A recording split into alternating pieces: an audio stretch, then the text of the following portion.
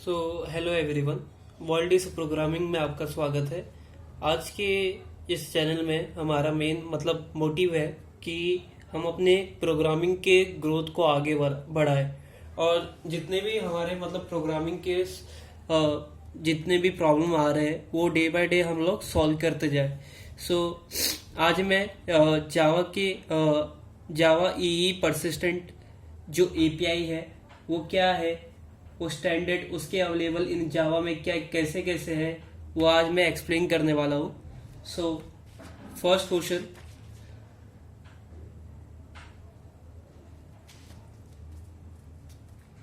Explain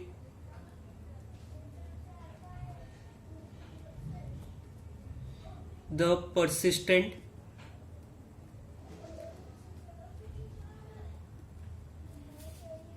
standard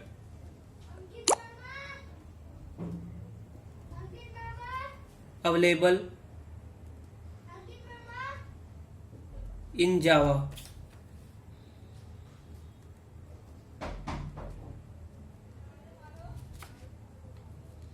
सो ये क्या है?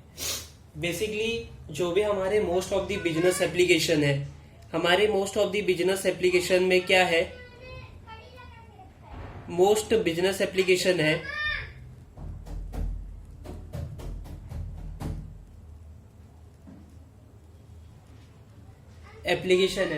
वो क्या करती है, जो भी उसका डेटा है वो हमारा परसिस्टेंट होना चाहिए।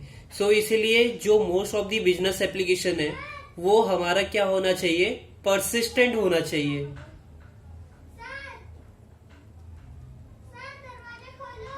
क्या होना चाहिए? परसिस्टेंट होना चाहिए। और इसीलिए data can be label as a persistent only. जो भी हमारा डेटा है, जो भी यूजर डेटा फ्लो कर रहा है वो हमारा क्या रहना चाहिए, परसिस्टेंट होना चाहिए। और जब भी हम लोग मैनेज कर रहे हैं, जब भी हम लोग अपने डेटा को मैनेज कर रहे हैं तो बहुत सारी ऐसे मल्टीपल्स प्रॉब्लम हमको फेस करना पड़ता है, सरवाइव करना पड़ता है। जैसे कि सिस्टम क्रैश होने का प्रॉब्लम होता है, कभी कभी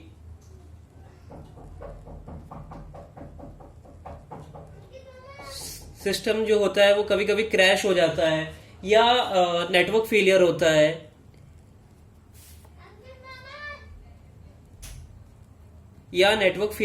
है, ऐसे टू प्रॉब्लम ऑफ फेस हम लोग को अपने जो भी जावा एप्लीकेशन है उसमें हम लोग को फेस करना पड़ता है। सो जब भी मल्टीपल यूजर है, बहुत सारे यूजर है, मल्टीपल यूजर कि एक यूजर नहीं, दो से ज्यादा यूजर जब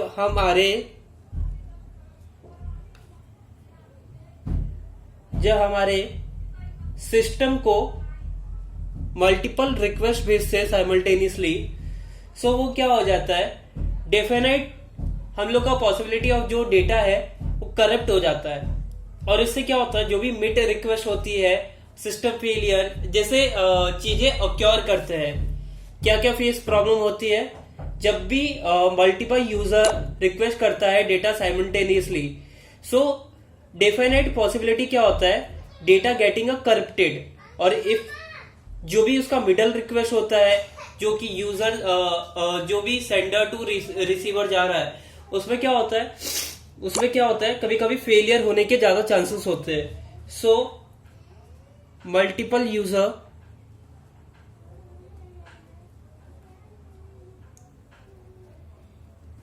रिक्वेस्ट क्या करते हैं, डेटा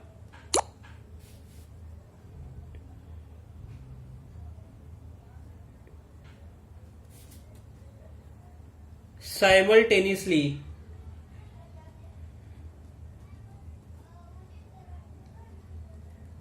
और इसमें देयर इज डिफरेंट प्रॉब्लम। क्या हो जाता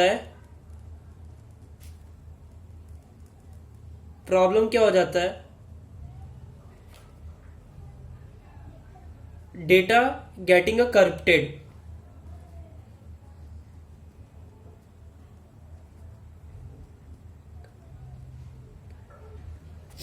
ठीक है। उसके बाद क्या होता है, जो भी हम लोग अपने परसिस्टेंट को मेंटेनिंग कर रहे हैं और जो भी हमारा डेटा मेंटेनिंग के लिए जा रहा है परसिस्टेंट के लिए, वो क्या कर रहा है, जो भी हमारे एंटरप्राइज है वो वाइड एप्लीकेशन जो भी है वो चैलेंजिंग फेस करता जा रहा है। और एंटरप्राइज एप्लीकेशन आर्किटेक्चर में क्या हो रहा है, डेटा परसिस्टेंट इंप्लीमेंट होता जा रहा है, जैसे कि having a data store outside an application active memory और known as a persistent data store, or typically a relational database or an object database or file system. Okay, so भी जो भी हमारा persistent है वो one of the fundamental concept है application of development का। जो भी हमारा persistent है वो one of the fundamental concept है।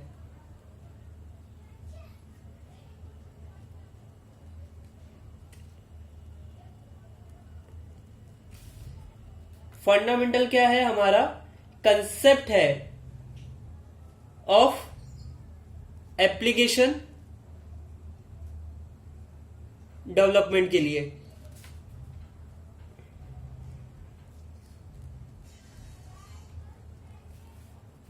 और मेजोरिटी ऑफ एप्लीकेशन क्या यूज करती है, मेजोरिटी ऑफ एप्लीकेशन यूज करती है persistent data.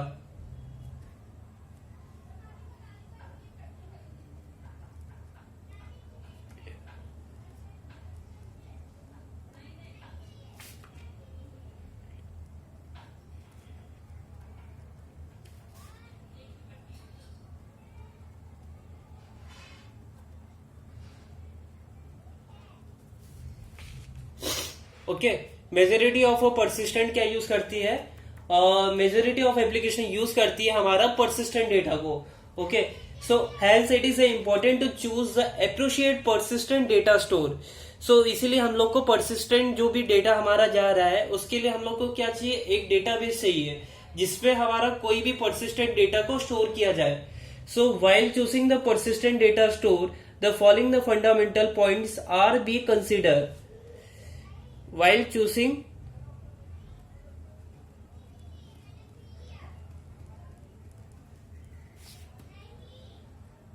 the persistent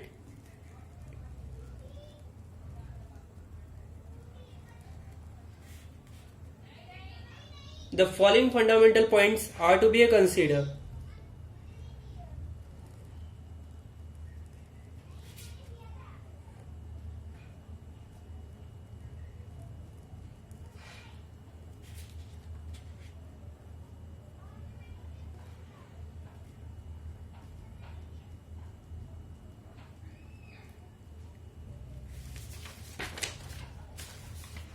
first point में क्या आएगा, फर्स्ट पॉइंट हमारा क्या रहेगा, the length of a time data must be a persistent.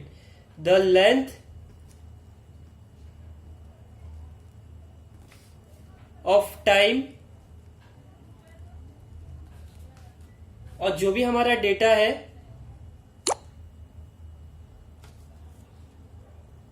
Must भी क्या होना चाहिए, persistent.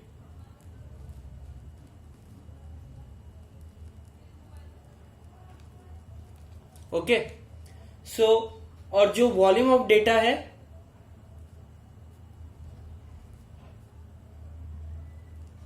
It should also be a persistent.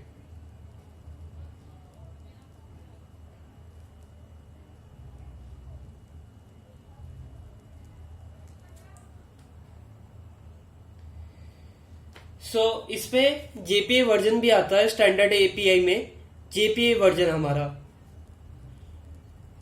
So mainly इसके the first version of Java persistent API the JPA 1.0। इसमें जो जेपीए वर्जन है इसका जो फर्स्ट परसिस्टेंट एपीआई है, first persistent API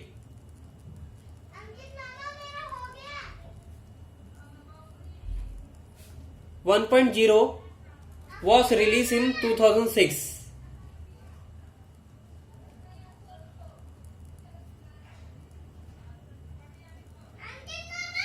as a part of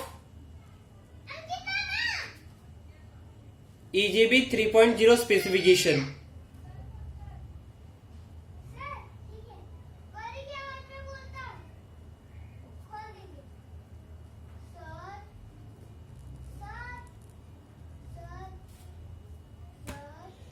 सो आगे आने वाले वीडियो में हम लोग देखेंगे कि जेपीई की वर्जन क्या क्या है और उससे हम लोग क्या क्या फायदा मिलेगा हम हमारे एप्लीकेशन को डेवलप करने के लिए। सो अभी के लिए इतना ही। Please subscribe my channel.